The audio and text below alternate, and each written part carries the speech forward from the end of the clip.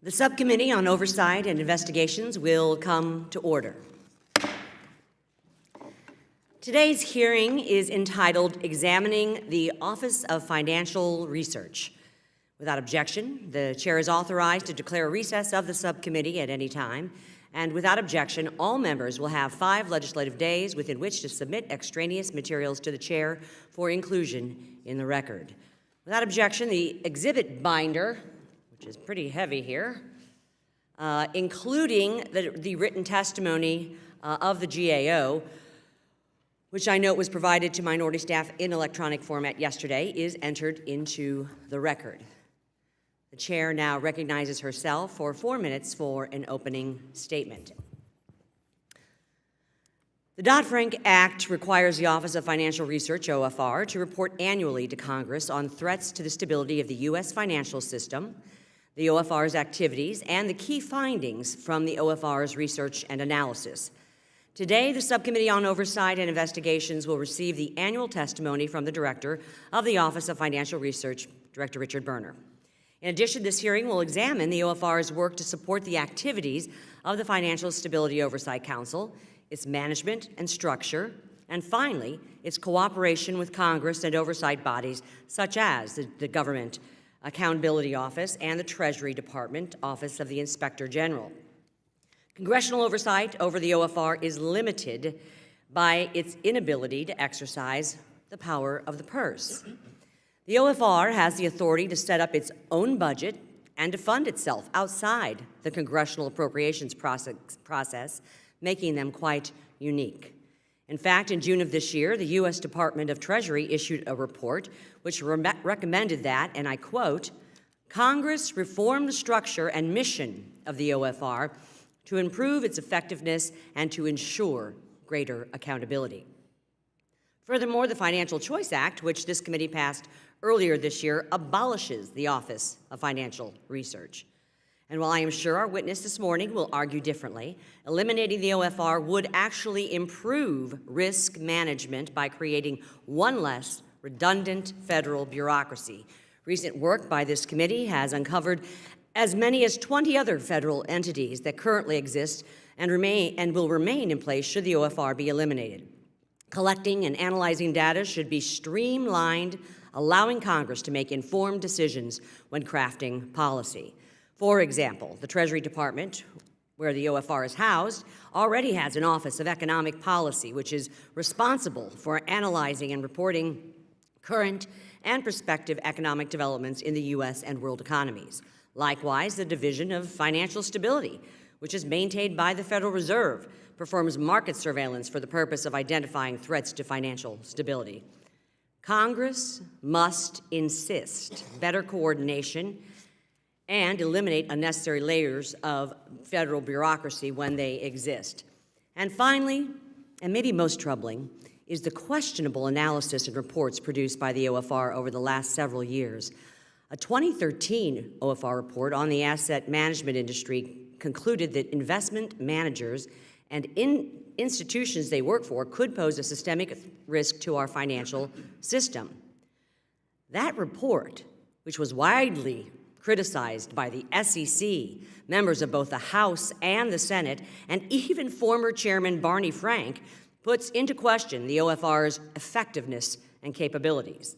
Unfortunately, while the creation of the office might have been well-intentioned, reports of the mismanagement, questionable reports and analysis, redundancy, and the inability to fulfill its statutory mandate raise the question, why does the OFR exist? Director Berner, I look forward to hearing your testimony this morning, and I yield back the balance of my time. Now recognize the gentleman from Texas, Mr. Green, the ranking member, for 5 minutes. Thank you so much, Madam Chair. It's an honor to be with you this morning. I thank the witness for appearing as well. Madam Chair, OFR is a necessary part of the Dodd-Frank defense against systemic failure. Some things bear repeating. OFR is a necessary part of the Dodd-Frank defense against systemic failure. It is the Systemic Threat Sentinel. It looks out for the next AIG, the next Bear Stearns, the next Lehman. It has an absolutely necessary function in this Dodd-Frank legislation as implemented. And as it looks across the economic order, it's looking for the 327s that we were confronted with in 2008. 3 years of a fixed rate, 27 years of rates that would bounce around, given a teaser rate that would coincide with a prepayment penalty such that you could not extricate yourself from a dastardly loan. It is looking for the next line of no-doc loans that would allow people to just get loans for unusual amounts of money without proper documentation. It looks out for the interconnectedness between these huge mega institutions, institutions that when connected improperly can drag down not only this economy, but the economy of the world. It's a necessary part of the Dodd-Frank defense against systemic failure. FSOC, on the other hand, is the command center. It's the command center. But the sentinel is OFR. OFR is necessary. Now, like many police departments and areas of the Defense Department, it has some problems. But when we have problems in police departments, not all, some areas of the Defense Department, we don't decide to eliminate the police department. We don't decide to eliminate the Defense Department or that area that might have a problem. We repair the problem. We don't decide that we are going to cut the budget of defense by 25% because there are problems with some area of the Defense Department. We don't decide we're going to cut the workforce by 45.5% because there are problems in some areas of a police department. We fix the problem. It makes no sense to cut OFR by 25%, the budget. It makes no sense to cut the workforce by 45.5%. I will stand with anyone who wants to correct problems that may exist in OFR. But I will stand against everyone who wants to eliminate OFR. We worked too hard. It took us many months. And the unfortunate thing about producing good legislation is people don't remember the crises sometimes that will become the genesis for the legislation. It's sort of like when you go to the physician and you have a toothache. You're willing to do whatever is necessary to get it resolved. Let's get this pain away. We worked hard to eliminate the pain in 2008. And now that we've eliminated the pain and we have a means by which we can avoid the pain in the future, we've forgotten what the pain was like. It's difficult to remember the pain from your last toothache, but you do remember this. You don't want to get another one. So it's important for us to protect OFR and not allow those who really want to eliminate Dodd-Frank. And by the way, I have colleagues on the other side who have said as much. Those who want to eliminate Dodd-Frank start by using this salami process, one slice at a time. OFR, Consumer Financial Protection Bureau, one slice at a time, and then you won't have Dodd-Frank. Just as we are taking one slice at a time from the Affordable Care Act. I yield back my time. Chair now recognizes the Vice Chair of the Oversight and Investigations Subcommittee, the gentleman from Colorado, Mr. Tipton, for 1 minute for an opening statement. Thank you, Chair Wagner. I appreciate you holding the hearing today to be able to look into the nature and practices of the Office of Financial Research. In September 2014, Chairman Hensarling was quoted as saying, 4 years after Dodd-Frank's passage, It's not readily apparent what, if anything, OFR has contributed to the process of identifying and mitigating systemic risk. 3 years after that statement, it is still not clear to this committee that OFR is fulfilling its statutory purpose, a purpose that Director Berner himself recently called an extraordinarily broad mission. Since its inception, OFR has been a fixture of government bureaucracy riddled with employee dissatisfaction, a lack of transparency and accountability, and at its worst, obstruction of the work of another government agency. I'm pleased that this committee is taking another hard look at OFR and its function here today. I'd like to be able to thank Director Berner for appearing today and look forward to getting a better understanding of his viewpoints. With that, I yield back, Chair. Gentleman yields back. We now welcome our witness, Director Berner. Today's witness, the Honorable Richard Berner, Director of the Office of Financial Research, was confirmed by the United States Senate in 2013. Prior to his role as director, Dr. Berner served as counselor to the Secretary of the Treasury with the responsibility of standing up the OFR. Before joining Treasury in 2011, Director Berner was co-head of global economics at Morgan Stanley and chief economist at Mellon Bank. Director Berner received his doctorate from the University of Pennsylvania and his bachelor's degree from Harvard University. Without objection, the witness's written statement will be made part of the record following his oral remarks. Once the witness has finished presenting his testimony, each member of the subcommittee will have 5 minutes within which to ask questions. Director Berner, on the table there are 3 lights. Green means go, yellow means you've got 1 minute left, and red means your time is up. With that, Director Berner is recognized for 5 minutes to give an oral presentation of his testimony. Director Berner. Thank you, Chairman Wagner, Ranking Member Green, and members of the subcommittee. Thank you for the opportunity to testify this morning on behalf of the Office of Financial Research. My written testimony covers the subjects mentioned in your invitation letter. As background, I also attached our just-released 2017 annual report to Congress and a new report on OFR workforce culture. We'll provide the results of the 2017 Federal Employee Viewpoint Survey as soon as they're available. As you may know, I'm leaving the OFR at year's end. So I think it's a good time to take stock of where the OFR is now compared with April 2011, when I was counselor to the Secretary with responsibility to stand up the OFR.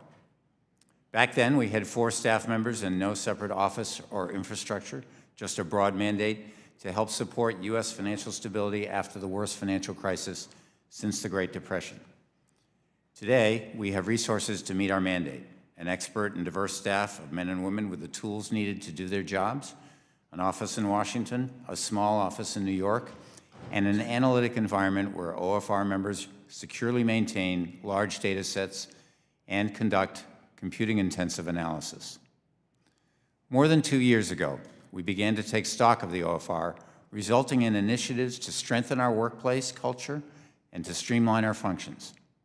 I believe those initiatives will help us effectively and efficiently meet our mandate and maintain the objectivity, integrity, and quality that are the hallmarks of our work. The OFR mandate is to support its stakeholders, primarily the Financial Stability Oversight Council, by improving the scope, quality, and accessibility of financial data, assessing and monitoring threats to financial stability, and evaluating financial stability policies. I've had the privilege of serving as the OFR's first director since January 2013, and I'm proud of the accomplishments that the dedicated OFR workforce has made possible. For example, the OFR led the international initiative to establish the Global Legal Entity Identifier, which is like a barcode for precisely identifying parties to financial transactions. If the LEI system had been in place during the financial crisis, exposures to the failing Lehman Brothers would have been easier to identify, assess, and manage. The OFR is also collaborating with the Federal Reserve to collect data describing repurchase agreements or repos, which are critical sources of secured short-term funding across the financial system. These data will be used in publishing an alternative to LIBOR. As you know, US dollar LIBOR is a benchmark for setting interest rates on trillions of dollars of mortgages and other financial products. Our mandate includes developing new tools to better assess and monitor financial system vulnerabilities. We've done that with our new Financial System Vulnerabilities Monitor and Financial Stress Index. We're also doing that by combining network analysis with maps of the financial system to help identify potential systemic vulnerabilities from cybersecurity incidents. Our mandating also includes making data more accessible. We've done that with our U.S. money market fund monitor, which shows developments in these funds by tracking in detail their investment portfolios. And it includes evaluating policies. And we've done that by researching factors other than size to assess the systemic importance of banks.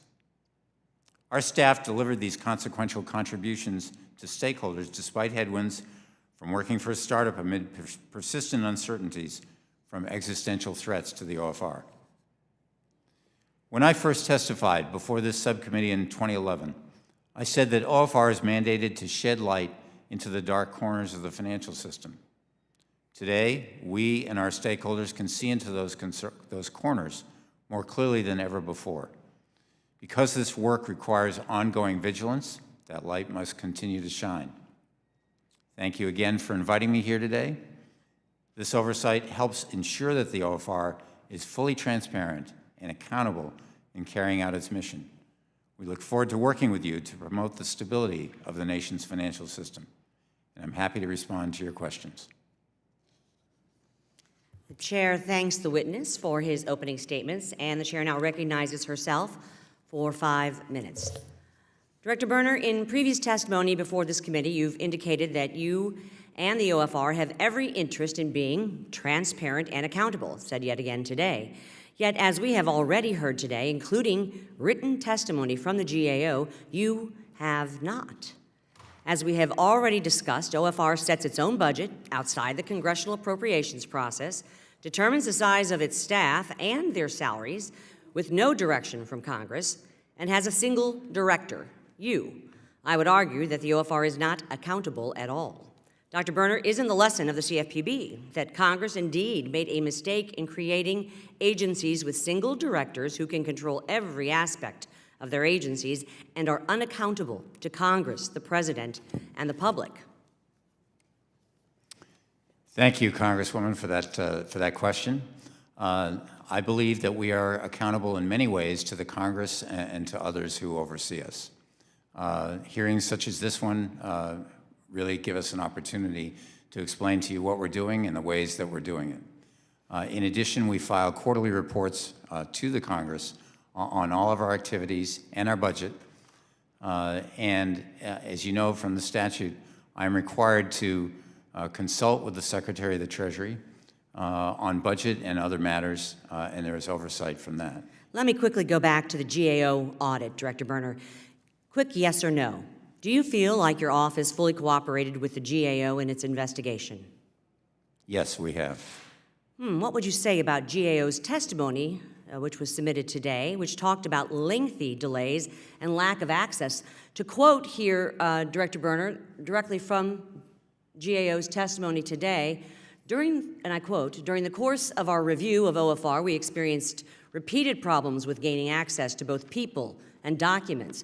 Many meetings with OFR officials took months to schedule. Some were canceled with short notice, and requests for documentation and other information were delayed." And it goes on and on and on, sir. What would you say about the GAO's testimony today about all of the delays and lack of access? I would say, Congresswoman, that we've provided all requested witnesses and documents to the GAO. The delays that did occur were the result of scheduling delays on both sides of the equation. Those were unfortunate. We did have some staff turnover during the period during which that audit was being conducted. We understood from our communications with the GAO that those had been remedied following a conversation between our chief counsel and GAO counsel. Reclaiming my time, Director, because I did want to cover a couple more topics. Let's discuss for a minute the workplace culture study by Charles River and Associates, which you, Director Berner, actually asked for. Among other things, the study identifies concerns from employees that ranged from a lack of communication, problems with decision-making, a lack of direction, a lack of progress and structure, and inexperienced and unskilled management. In light of these criticisms from OFR employees, many of whom were hired under your watch, what is OFR doing to address the concerns identified in this report, sir? Well, thank you for that. We did ask for that report, and we sought advice from various offices at the Treasury who are expert in these matters in order to engage, make that engagement. We recognized actually when our Federal Employee Viewpoint Survey scores began to decline a few years ago that indeed there were issues of workplace culture that we needed to address. And we did start to address those in several ways. The CRA report that you referred to is the latest of those, but it's only the latest in a series of efforts that we've been making in order to improve workplace culture, decision-making, and other matters. I appreciate that, Director Berner, but if we're being honest here, when I read the Charles River and Associates study on the workplace culture of the OFR, which states strategic planning continues to be a problem, I had concerns. When I heard your testimony today that the morale, in the written testimony, the morale of the OFR was low, it makes one wonder about the leadership structure. Not to mention, Director, the multiple ongoing audits, investigation of the OFR by the Treasury IG, the GAO's testimony today with its harsh criticism of your agency.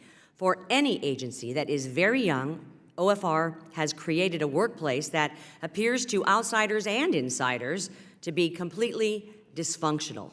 And most concerning, Director Berner, is that how this atmosphere affects the work product that you are obligated to produce. I look forward, my time has expired, but to your putting your answer out in written form or in some way to explain the volume of criticism and reports and information from governmental agencies and studies and others that are most concerning regarding your agency. Happy to work with you, Congresswoman, to get you what you need. Thank you. The chair now recognizes the distinguished lady and friend of mine from Ohio, Ms. Joyce Beatty, for 5 minutes. Thank you so much, Madam Chairwoman, and it's certainly my honor to be sitting here seated next to you. And also, Mr. Berner, let me say thank you for your testimony. Thank you for your years of service leading the Office of Financial Research, and certainly I wish you the best of luck in your future endeavors. Thank you. Now, I'm going to try to get a couple questions in within my time, but I'm going to start, and for some obvious reasons, as you certainly know, as we're looking at this tax bill, to say during the 2016 election, President Trump promised the American people on several occasions that he was going to close the carry interest loophole that hedge funds take advantage of, pay lower taxes than everyday American people. Now, I'm not aware of any, so my question is going to be about the hedge fund working group. In April of 2016, the Financial Stability Oversight Council, of which the director of OFR is a non-voting member, released a public statement entitled Financial Stability Oversight Council Update on Review of Asset Management Products and Activities. In this report, the council stated that, quote, there appears to be a concentration of leverage on the economic and corresponding risk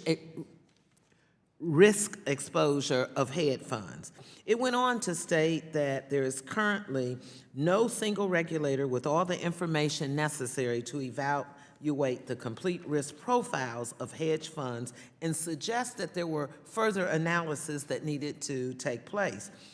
We hear from this working group in November of 2016 at the tail end of the Obama administration when the Deputy Assistant Secretary Crane provided an update on the group's progress on the council. And after reviewing those FSOC minutes of 2017 under the leadership of Treasury Secretary Mnuchin, there doesn't appear to be any reference at all or updates by the hedge fund working group. In fact, a couple months ago, the American Bankers Association had an article, and Madam Chairman, I asked for it to be entered into the record. Mnuchin shows. So Mnuchin shows no interest in continuing FSOC's hedge fund inquiry. It was published and it raises the question if Secretary Mnuchin-led FSOC has disbanded the work group. Can you respond to that?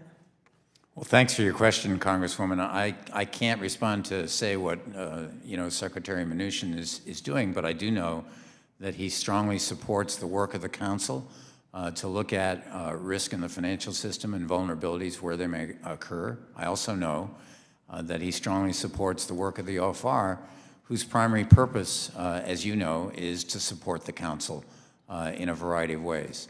In particular, in regard to hedge funds. Let me resume my time and ask you, does he support the hedge fund working group? I don't know whether he supports the hedge fund working. Have you received any updates or anything about it? I have not. Okay. Would you say morale in an organization can be down if people are afraid they're going to lose their jobs? Yes, I would, Congressman. Have you heard anything that you should share with us about people might be thinking, why they would be thinking they might lose their jobs? Well, I think that the president's budget, which came out in May of this year, indicated that there would be significant cuts to the workforce and to the budget of the OFR.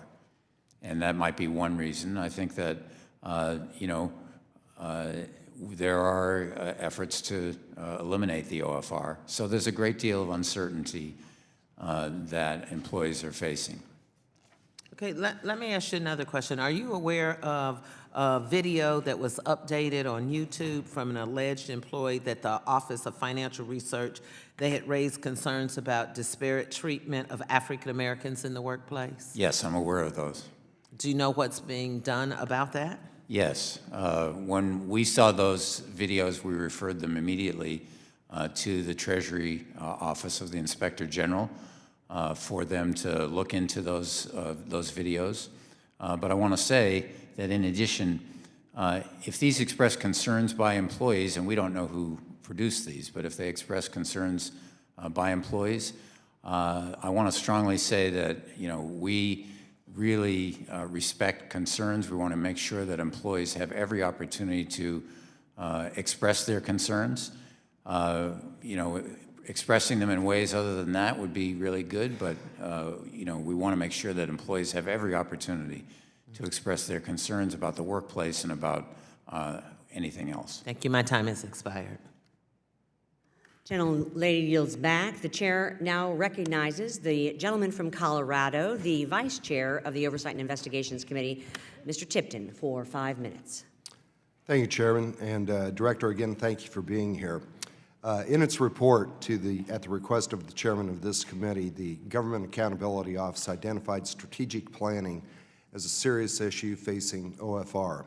Would you say that the findings of the GAO in this report had merit?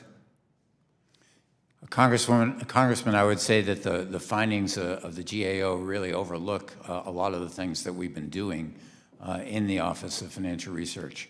So you see no merit in the findings? I think that the efforts that we've been making can be improved, and we are taking steps to improve them. But I would not say that there are no efforts and that those efforts have gone without producing any results. Now, just how is the OFR supposed to be able to achieve its statutory mandates under your supervision? Well, first and foremost, as I mentioned earlier, our purpose is to serve the needs of the Financial Stability Oversight Council, and so we want to and do work with the Council in order to understand what they need from us, whether it's data or analysis or something else. Second, once we understand that program, and that's an ongoing conversation, once we understand that, we organize ourselves in the way that the statute recommends and in a way that produces the most effective and efficient way of doing that. We're working hard on changing that right now because having taken stock of where we are moving forward with some changes that will help us get more effective and efficient, including the strategic planning initiatives that you allude to. When you're adding, basically with OFR, it was actually a redundancy added on. How many other agencies are doing analysis and research? and then you're followed up with it with the OFR. I wouldn't argue that OFR is redundant. I would argue that OFR has some unique things that other agencies don't that complement their work. First, no other agency has the ability to collect data across the financial system, and those data are really needed to understand system-wide where the risks might be. No other agency has access to the data that we have in order to do the kind of work that we do, and that really complements the work of other agencies. Thanks. In light of your previous testimony regarding the critical role that the GAO plays in overseeing OFR, I would be interested to know your thoughts on the GAO's forced suspension of its audit. There are serious concerns that the information OFR provided to the GAO, from data sets to staff management practices, was unreliable. The Government Accountability Office was forced to suspend an audit because it couldn't verify that a government agency could be held accountable. So do you see this as all problematic? Well, Congressman, I've just seen the testimony for the first time this morning, and it does say, there were some concerns about whistleblower activity that forced them to suspend the audit. But as I mentioned earlier, have and will and always do collaborate and cooperate with the GAO to give them everything that they need to understand what we're doing and how we're doing it. And as I understand it, that matter was turned over to the Inspector General at Treasury, from what they said here, and that they're conducting an investigation. But, I don't comment on investigations. That's, what's going on there. It depends on the Treasury OIG. I would be interested, Director, to be able to know how you can testify before this committee that when we're talking about the transparency, being able to get that information, and accountability, that you strongly support the GAO's oversight function, I assume. I do. And appreciate constructive work that they do in conducting the reviews. If the information provided to the GAO, if it's not able to be proven reliable, tell me how that works with you. Well, Congressman, as I said, I cooperate with my staff cooperates with the GAO. When they engage with them, my staff and I meet frequently to understand what the GAO is asking for, and my direction to them is to make sure that they cooperate fully, that they give them everything that they need, and if there are concerns expressed by GAO that they're not getting what they need, that we make sure and we get them everything that they need. As far as this particular audit was concerned, as I mentioned, there were some delays that were unfortunate, but we have been working with the GAO ever since we started the organization. Want to continue working with the GAO to make sure that the oversight that is appropriate and necessary really goes forward in the way that it should. My time expired, Chair. Yield back. Thank you. Gentleman yields back. The chair now recognizes the gentleman from Missouri, my friend and delegation colleague, Mr. Congressman Cleaver, for 5 minutes. Thank you, Madam Chair. Thank you for being here, Mr. Berner. Thank you. One of my big concerns is if you don't have sufficient resources and staff to fulfill your mandated responsibility as an agency, then you get blamed for not having this, not being able to do all of the things that we gave for you to do. And when I discovered that in the 2018 budget released in May, it required 25% cut. So you're now, you were at 220 something employees. I think you've lost 100. Is that about right? Congressman, I think our current workforce is at 207. 207.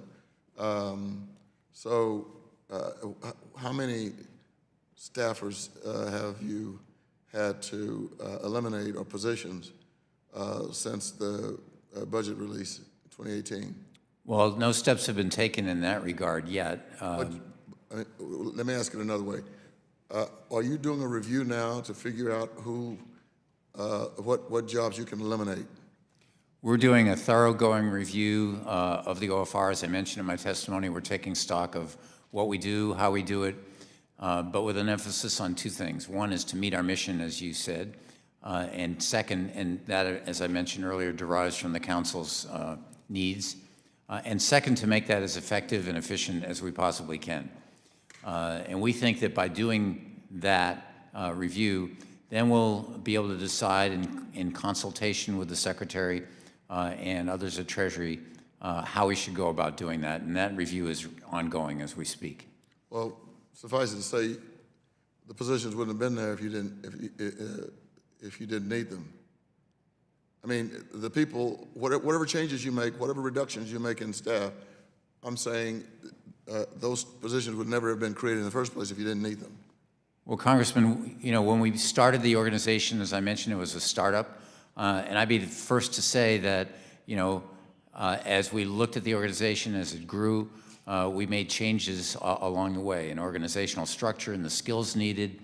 Furthermore, I would argue that the mission changes in the sense that the financial system is always evolving, and so we need to be adaptable and agile in responding to those changes. So this is not something that's cast in stone. We want to be a vibrant organization that really does meet its mission and that adapts to changing needs, and that's the kind of review that we're doing right now.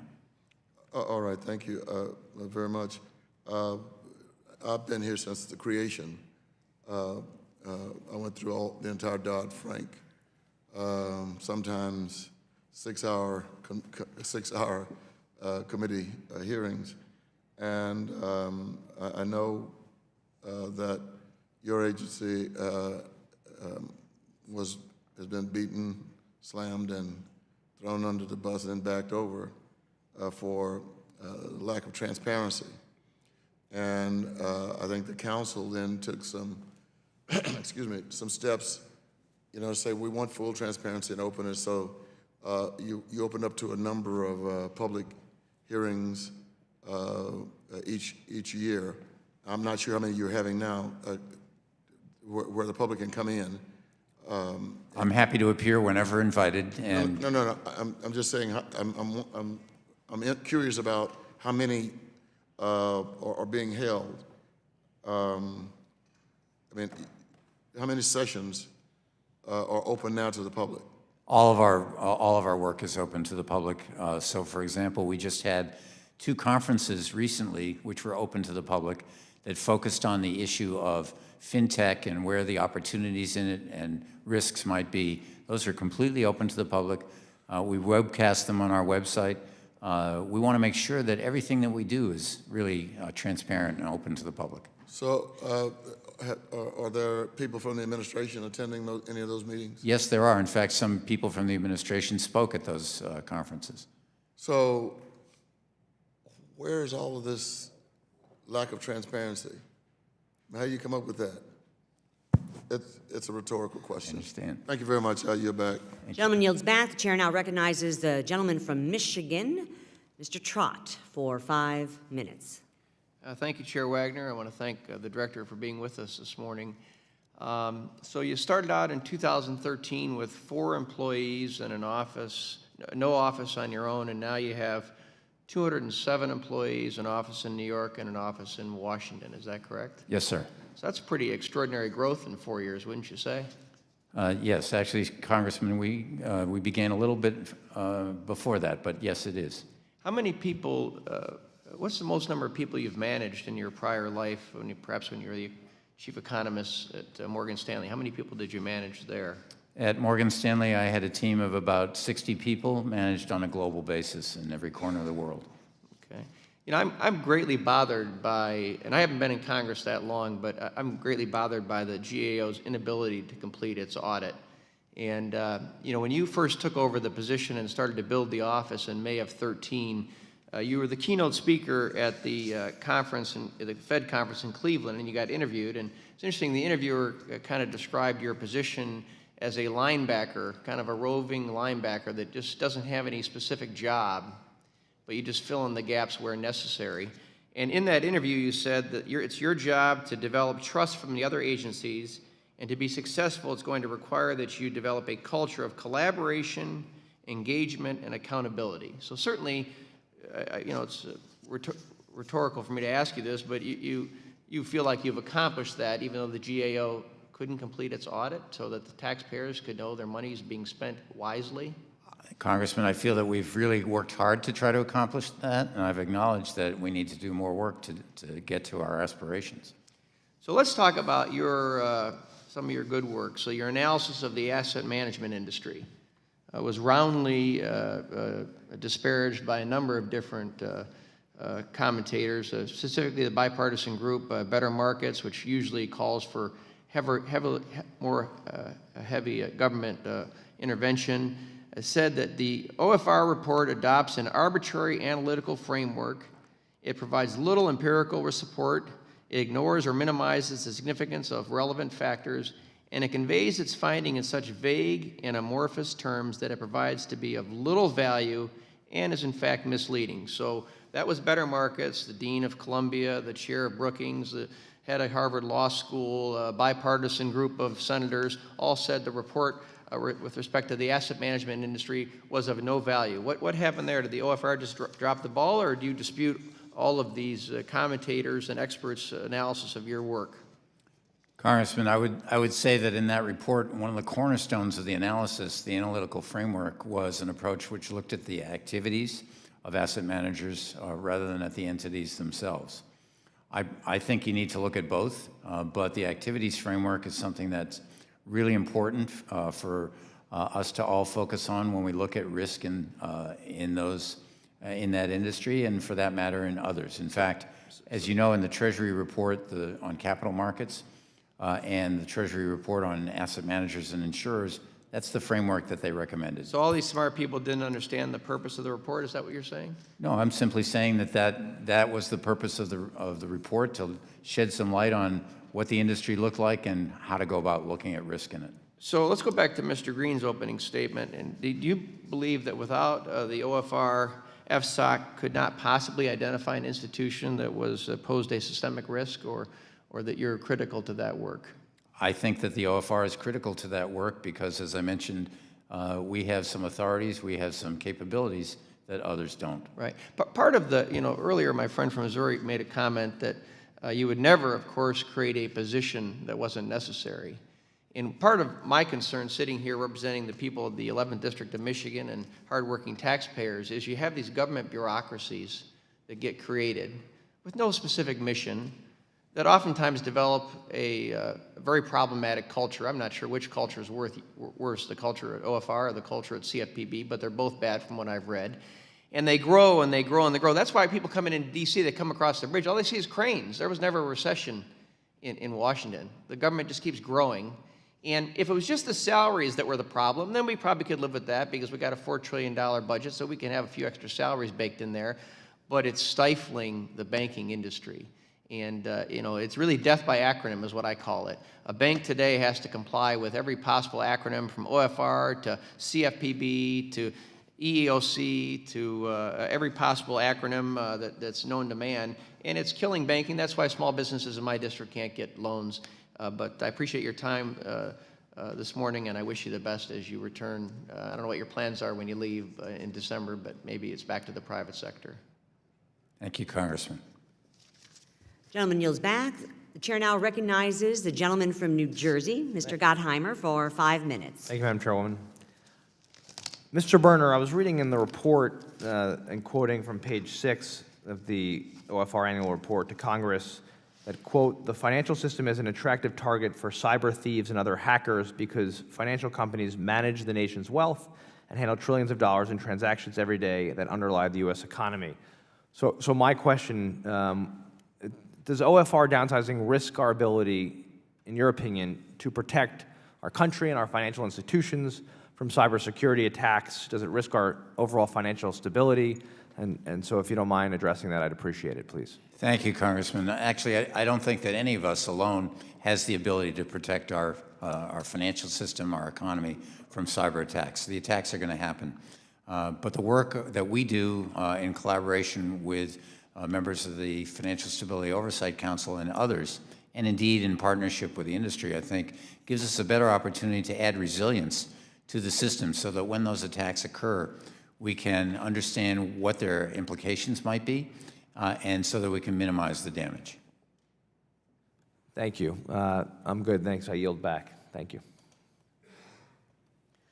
Gentleman yields back. Chair now recognizes the gentleman from Tennessee, Mr. Kustoff, for 5 minutes. Thank you, Madam Chairman, and Director Berner, thank you for joining us here this morning. In your testimony, you mentioned that the OFR supports the FSOC by, quote, purchasing and securely maintaining more than 65 other data sets used by the FSOC staff, close quote. That does seem like a large number, 65. Can you tell us how much the OFR spends each year on purchasing commercial data sets? Yes, sir. I'd have to go back and look at the exact number, but we have a budget for purchasing data sets that is roughly $4 million. It seems like somewhere I read that the number was between $5.5 and $6 million. Would that be incorrect? I'll go back and check, Congressman, and get you the exact number.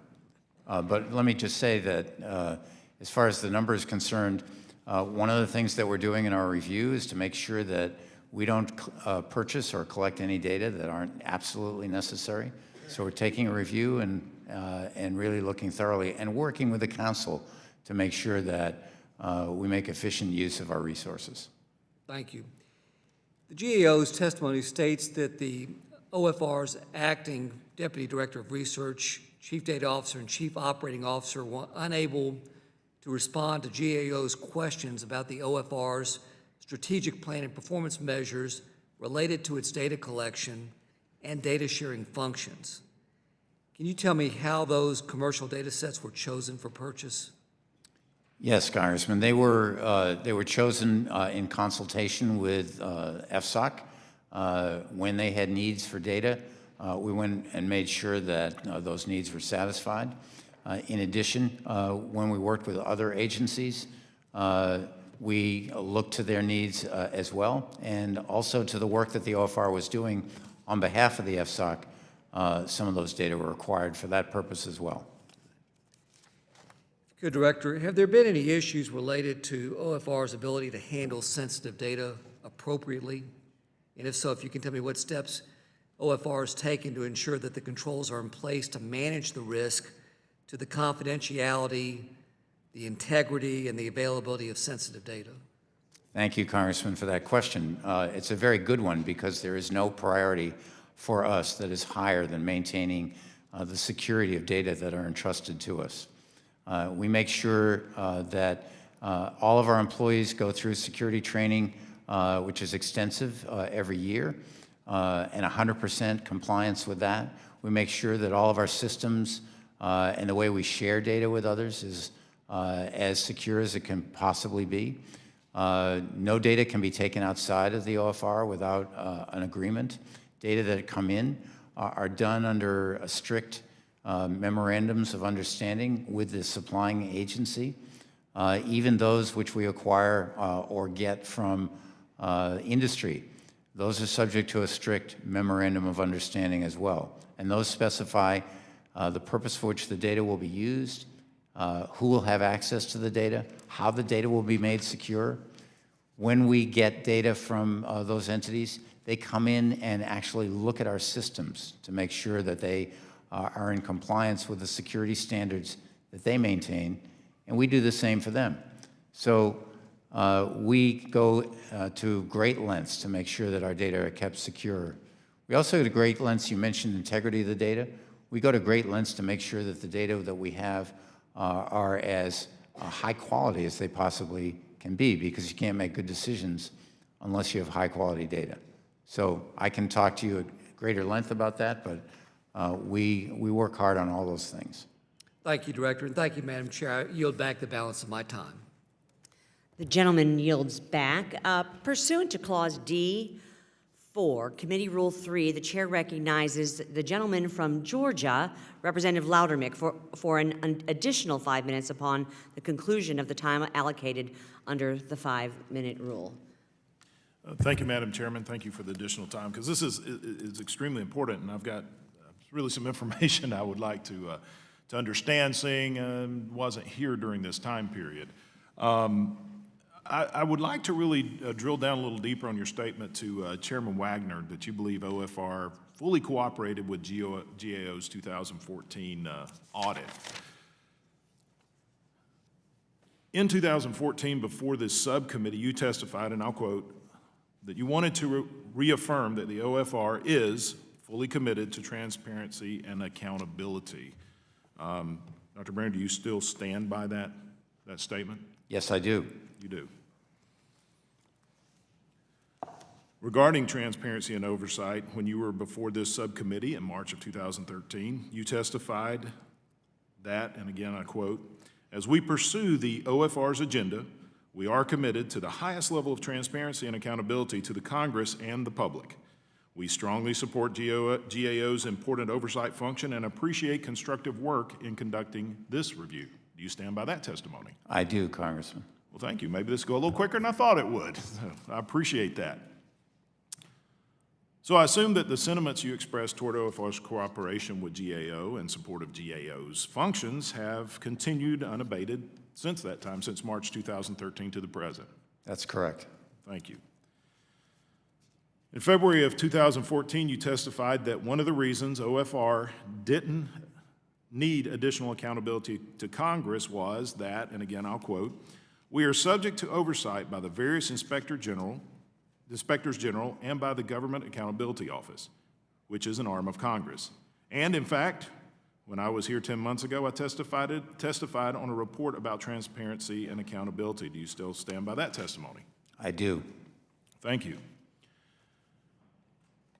Director Berner, given these prior testimonies, which you've agreed you still stand by today, and I appreciate that, why did OFR engage in repeated and, as it appears, systematic obstruction of the GAO's audit of OFR?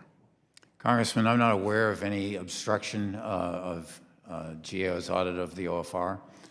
If I may, we provided all the requested witnesses and documents the GAO requested. When the audit was closed, we were not made aware of that, of the allegations, the reliability of the information provided, or of any ongoing concerns that GAO might have had. So your statement here today under oath is that you fully cooperated with GAO, you were fully transparent with GAO, there was no obstruction, you fully met their timelines. Is that what I'm hearing you say here today? Well, with regard to their timelines, as I indicated earlier, there were some unfortunate delays in scheduling, but we made every effort to make sure that GAO had the information that it needed. Unfortunate would mean unforeseen. Unforeseen. There were scheduling conflicts. They wanted to talk to all the senior staff. There was no effort to avoid responding to GAO's requests for meetings. Okay. No, we make every effort to comply with their requests. If you'll turn to Exhibit 2 in your binder, the testimony of Lawrence Evans, Managing Director of Financial Markets and Community Investment at GAO. I'll give you a moment to turn there if you'd like. Not too much time. I'm on the time limit here.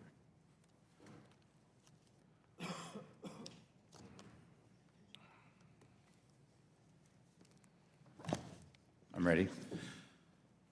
Lawrence Evans, the Managing Director of Financial Markets and Community Investment at GAO, states, during the course of our review of OFR, we experienced repeated problems with gaining access to both people and documents. Many meetings with OFR officials took months to schedule. Some were canceled with short notice, and requests for documentation and other information were delayed. We had to make repeated attempts to obtain required documentation and schedule interviews with agency officials.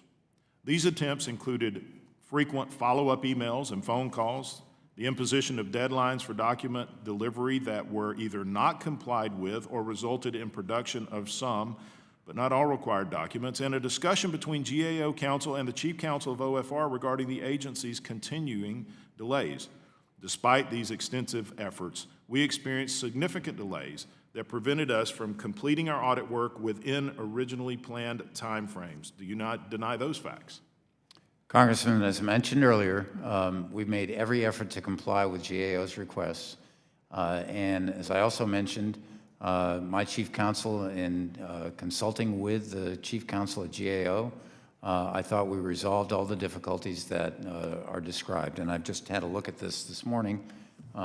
So as far as I know, we've really worked hard to make sure that we overcame those issues. So really this boils down to, it's not an opinion question, it's really yes or no.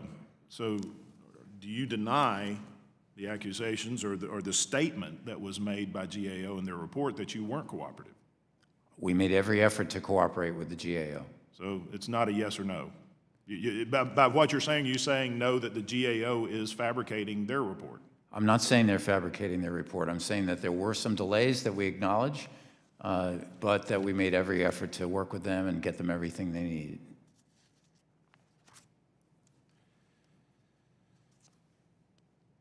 So you believe the transparency is still a vital goal, and as you stated, strongly support the GAO's important oversight function? Yes, I do. You believe that this removes the need for additional legislative oversight of the OFR, but at the same time, cooperating with GAO doesn't seem to be a top, I mean, you're stating it's a top priority, but GAO is saying it wasn't a top priority. I'm saying we made every effort to comply with GAO's request so that we could be transparent and accountable. Well, it's a little troubling about every effort, because how do you define every effort? Is that an effort by the standard that you set up, or the standards that GAO sets up? Congressman, you know, I can appreciate the fact that there were some delays. We want to resolve those problems. We want to make sure that GAO does have everything they need to do their work, which I think is very important. Well, let's take one step further. Let's look at a specific instance from Mr. Evans' testimony. This is on Exhibit 2 at page 4. He stated, OFR delayed and canceled meetings. We first emailed the OFR liaison to request an entrance conference, a meeting between GAO and the agency under review that marks the beginning of an engagement on February 6, 2015. OFR's officials agreed to meet with us in person on March 10th, in part to accommodate our plans to bring field staff to Washington, D.C. We sent numerous emails to the OFR liaison and attempting to confirm the meeting logistics and attendees, but did not receive a response. On March 4th, we provided OFR with a set of questions to guide the entrance discussion. However, on March 9th, one day before we were scheduled to meet, the OFR liaison emailed to cancel the meeting. Although we provided several options for meeting with the agency officials, we were unable to hold the entrance conference with OFR until April 8th, more than 2 months after our first meeting. Do you dispute those facts? I don't dispute those facts.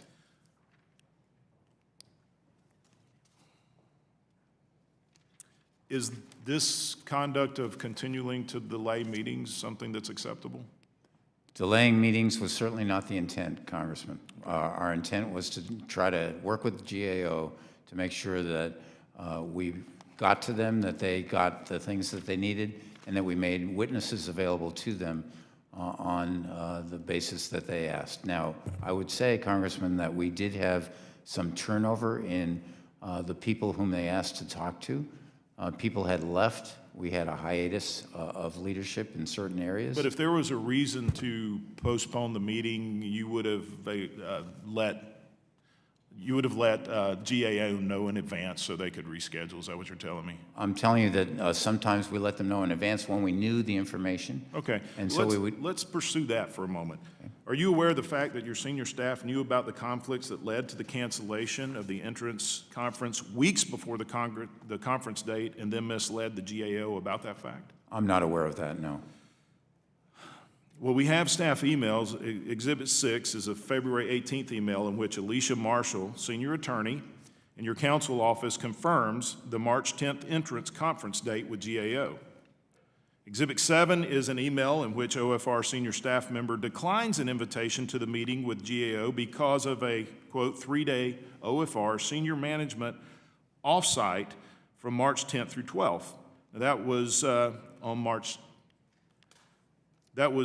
February 20th, well in advance of the March 10th date.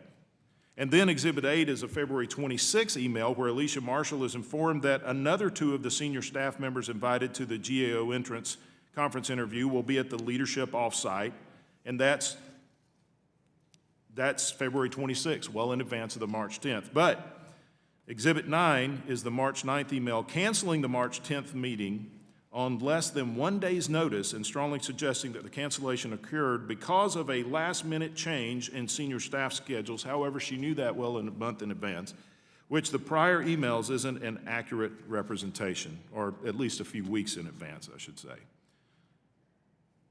Do you deny that? I see the emails in front of me. I don't deny their veracity, no. Well, I appreciate the chairwoman giving me additional time. A few more seconds to close, Ms. Vladimir. Well, thank you, Madam Chairman, and I apologize for the time I exceeded, but this is very critical, and as I look at this, I understand what you're saying, and I appreciate you standing by your testimony. But it doesn't appear to me that, including whistleblowers telling us that that there may have been manipulation of data, that you haven't been fully transparent, and that there is some evidence of obstruction, which seems to be status quo with a lot of our agencies today. And I appreciate you being here. I appreciate your answers. And Madam Chair, I appreciate the time. Gentleman's time has expired. Chair now recognizes the ranking member, Mr. Green, for 5 minutes to close. Thank you, Madam Chair. Mr. Director, is it your opinion that the financial threats to U.S. stability have abated? Congressman, I think that we've, over the past many years, since the financial crisis, done things to make the financial system more resilient.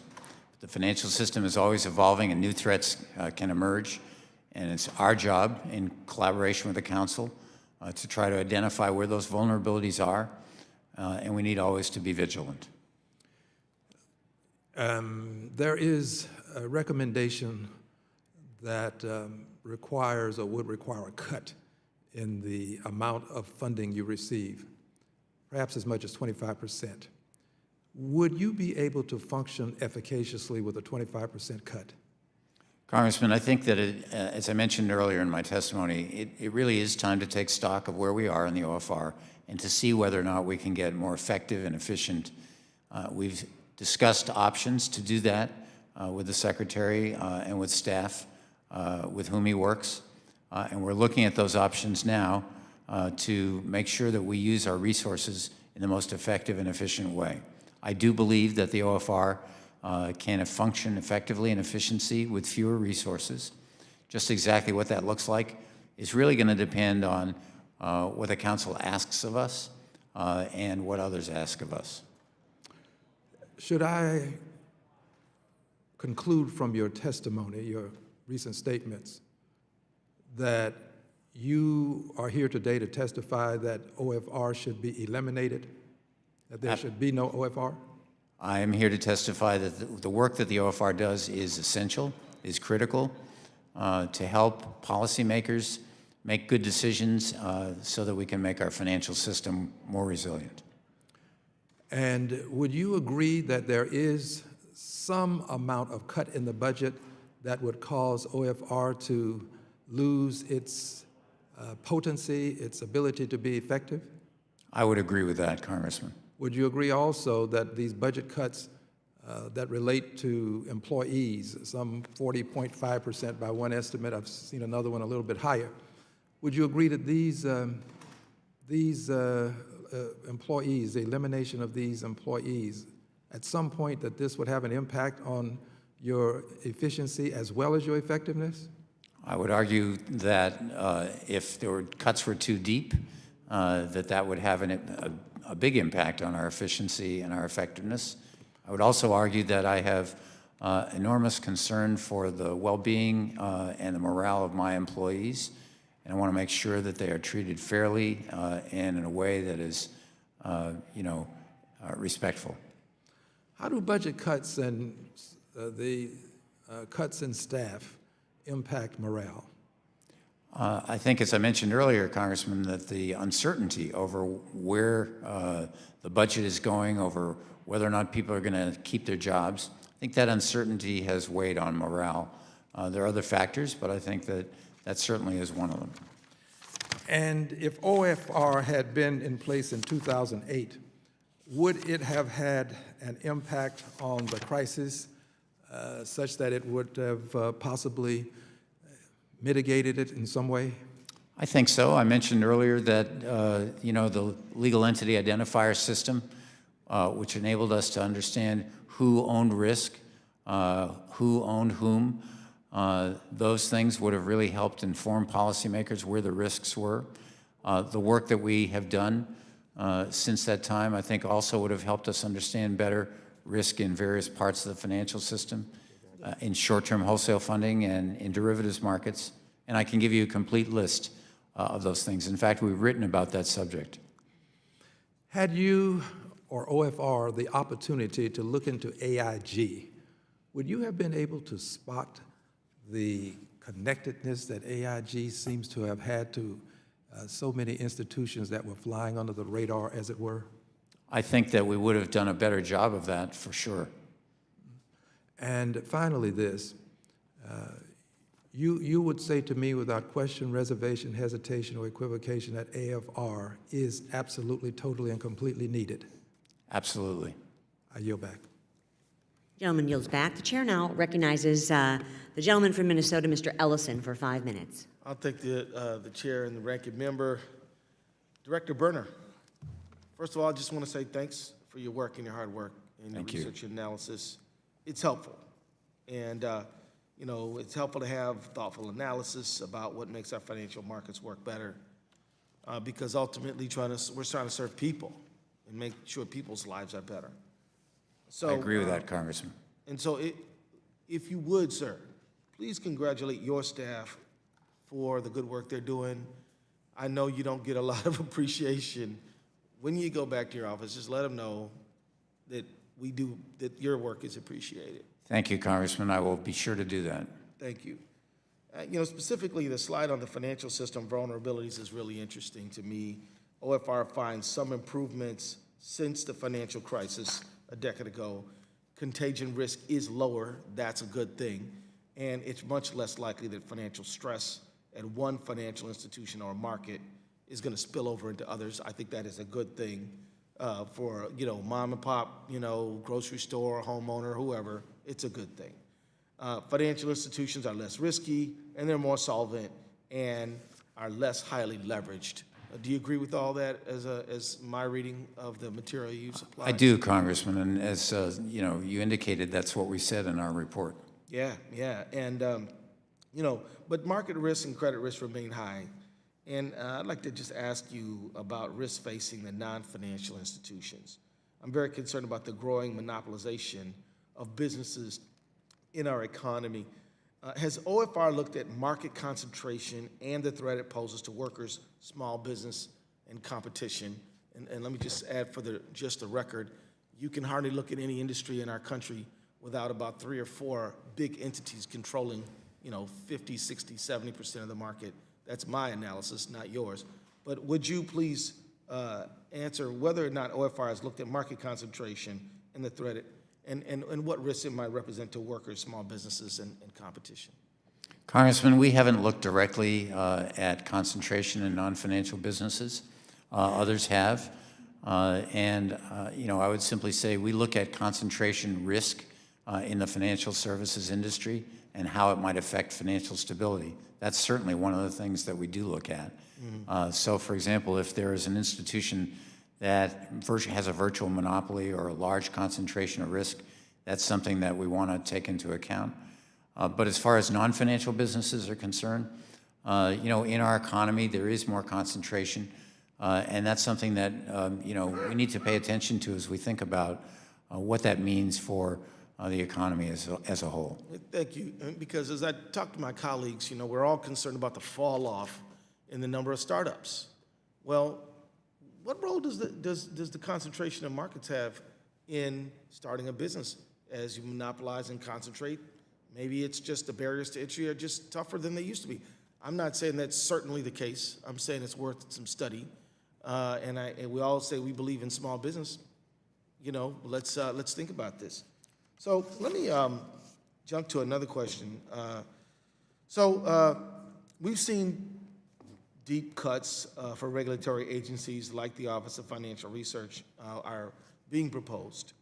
Do you have concerns that rewriting the rules to benefit banks, Wall Street, hedge funds could result in lower wages, fewer businesses, more monopolies, more concentrated markets?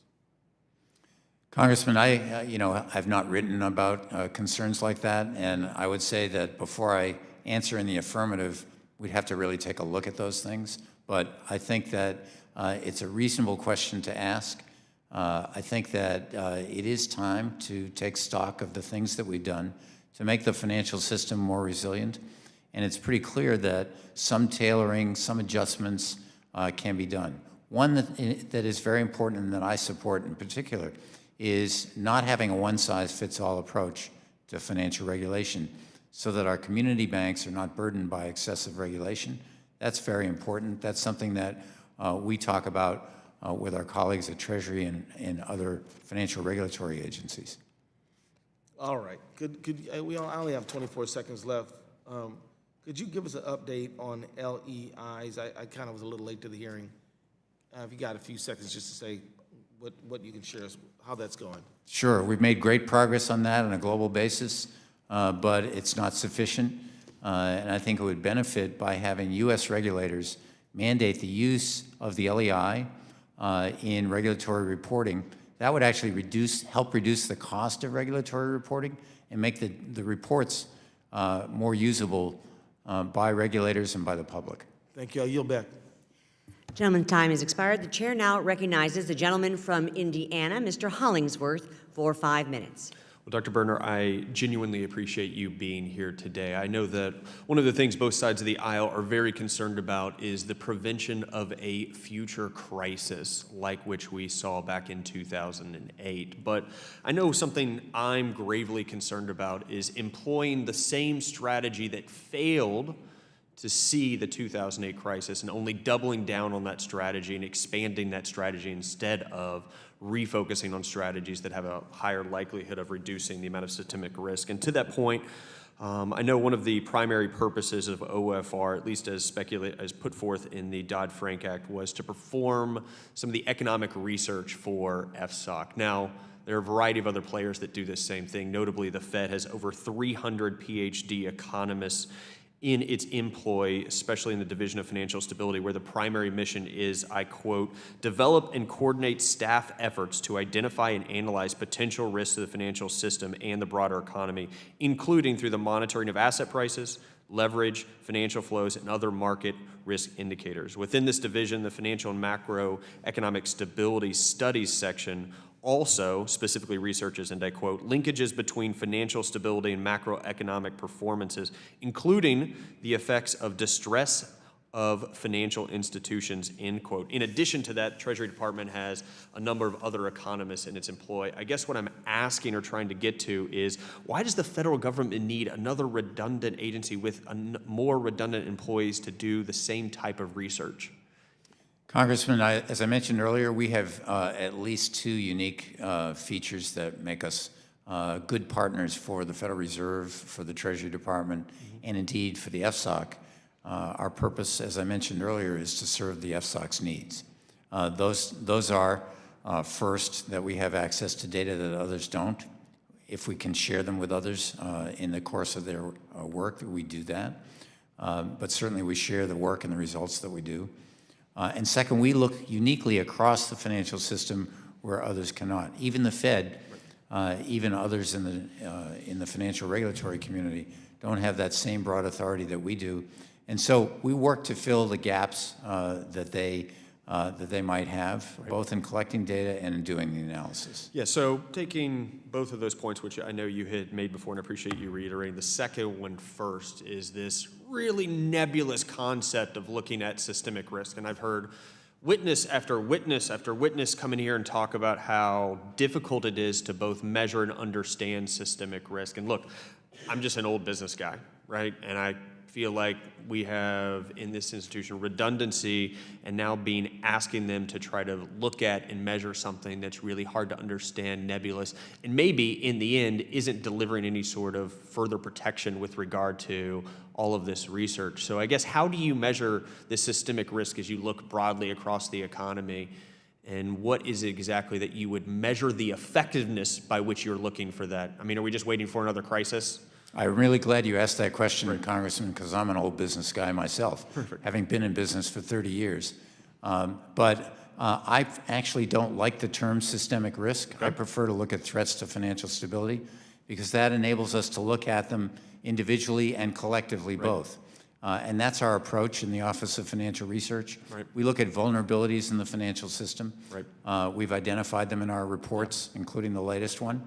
And we put them together to come up with an assessment of overall risks. That's the purpose of the monitors that we do. That's the purpose of collecting the data that we do. Yeah, so one of the old adages, fight the last war, sometimes we fight the last war instead of the next one. So, we had these 300 economists at the Federal Reserve, all of whom presumably were concerned about macroeconomic stability and threats to financial stability. And now, I guess with an extra 10 PhDs, an extra 12 PhDs, we should rest at night knowing that 312 will do the job where 300 didn't do the job. What is uniquely about your organization that enables them to see something that no one has seen before, no economist quite understands fully, and that we haven't at least seen the results thereof to assure that what we think we're getting with those taxpayer dollars? Well, I wouldn't say that we have, greater peripheral vision than others, but I think we have the ability and the authority to look in places that other people aren't looking. When you look outside the banking system, you look in non-bank financial institutions and how the financial system is evolving. Think about innovation, which has enormous benefits for the financial system and for the economy. But innovation may also carry risks. So we need to understand what those risks might be and consider them. One of the things that we do in order to do that is to work with not just our stakeholders in the federal government and in the regulatory community, but we also engage with industry to understand how they manage their risks and to see what they see going on in the financial system. Well, I guess taxpayers back home are gravely concerned about the level of redundancy that we have in the government, and even more concerned, with the significant risk and detriment of another financial crisis, that we are doubling down on a strategy of we just need a few more people looking at a few more places, and certainly we'll find the problem before it becomes an enormous burden on taxpayers. And I worry about reiterating that strategy. And with that, I'll yield back, Mr. Chairman. Gentleman's time has expired. I'd like to thank Dr. Berner for his testimony today, and without objection, all members will have 5 legislative days within which to submit additional written questions to the chair, which will be forwarded to the witnesses. I ask our witness to please respond as promptly as you are able. This hearing is now adjourned. Thank you. Thank you, Gnarly.